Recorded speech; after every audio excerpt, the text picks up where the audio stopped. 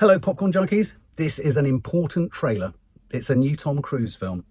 It's not Mission Impossible. It's not Top Gun. No, this is one of those films where an actor decides to don some makeup, put on a fat suit, get fully immersed, and to quote Tropic Thunder, in which he was a star, they go, and I'm using a phrase from the film, full retard. So this is Digger. This is a film directed by Alejandro González Iñárritu. And you will know him, and I know him because I've liked virtually every single one of the films he's made. His most notable film, Amores Perros, was brilliant. 21 Grams with Benicio del Toro, sort of cocaine drug-fueled. The 21 grams that a heart lets go of when the soul leaves the body. Babel I didn't see, Beautiful I didn't see. Birdman I absolutely adored, starring Michael Keaton. And in some ways, this film, Digger, could be for Tom Cruise what Birdman was for Michael Keaton, a sort of an entirely immersive, character-led he's the star of the film. It's all about him. It pivots around him and everything else. The director also obviously made The Revenant, huge success. His more recent film, Bardo, was a more personal, autobiographical kind of film. I avoided it, though we did a reaction to the trailer, because I worried and feared it might be somewhat self-indulgent. And I'm wondering, given that I've liked nearly every other one of his films, whether I've missed a trick there and wrongly allowed prejudice to creep in. So this is Digger. What is the concept behind Digger?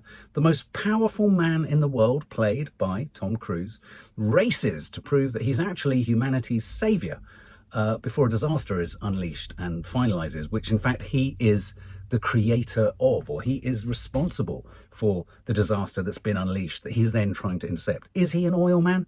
Is he an energy man? Is this about Digger? I mean, presumably one thinks he's digging down, he's trying to find oil. Is this a story a little bit like There Will Be Blood and all that sort of stuff? Is this going to sort of dig into, quite literally, the American backstory of prospectors, the gold rush, the oil rush, all that kind of stuff? Tom Cruise is in this. John Goodman is in this as the President of the United States. Riz Ahmed is in there. Sandra Hüller. Jesse Plemons. It's a stacked up cast, brilliant looking cast.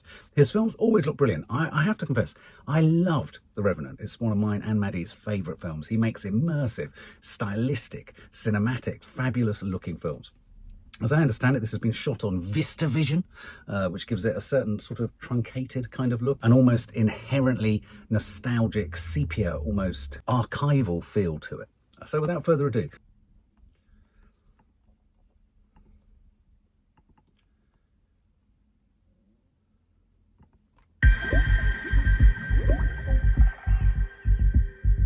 everything changes. You know, one day you're a cat. Just take a little taste for daddy. Come on, sweetheart. Or a king.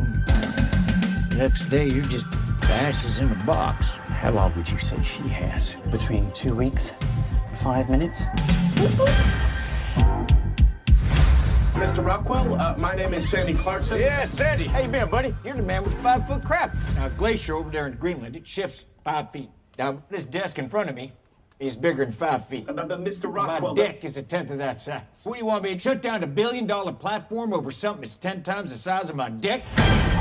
Oh, I don't believe you understand what's happening, sir.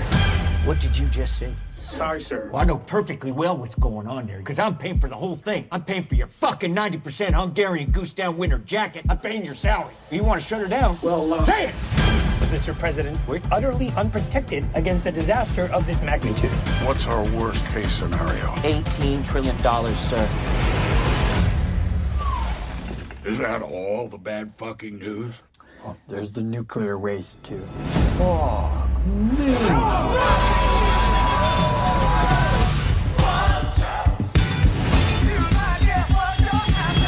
Digger here got us into this mess, and Digger's gonna dig us out again. Well, let's fucking go. You knew, long before the rest of us. That is why it is your problem! If we can't control the course of nature, at least we can control the narrative. But it happened. Mother Nature, she loved to win. You're gonna save the world. All right, fellas, Mother Nature wants to fight. Is he okay? Mr. President. Mr. President? Fuck this iceberg, let's dance! help me shape the story. They already know the story. They know the facts. The story is yet to be told. When all else fails, you hit it with the truth. You know, the hard truth. Just bang, bang, bang. Woo! Woo! Yeah, that feels good, doesn't it? That's my girl. I'm guessing the cat wasn't supposed to look like a real cat. Was that right? I'm getting so many kind of shards of thoughts and feelings and influences in there. It's not what I was expecting, if I'm brutally honest. Dr. Strangelove, that Stanley Kubrick satire about nuclear disaster and governance and the rest of it. I was getting that. Obviously, this is parked within a landscape in which John Goodman has a bit of old Biden in there, falling asleep, passing out, losing consciousness and all the rest of it. I'm going to say something which is a bit concerning. The whole thing felt like it was trying a bit too hard, and that's not necessarily that the film in the end will be trying quite so hard, but maybe the trailer was trying too hard to give us something that maybe isn't in the film. I mean, all the imagery was great, you know, John Goodman was great.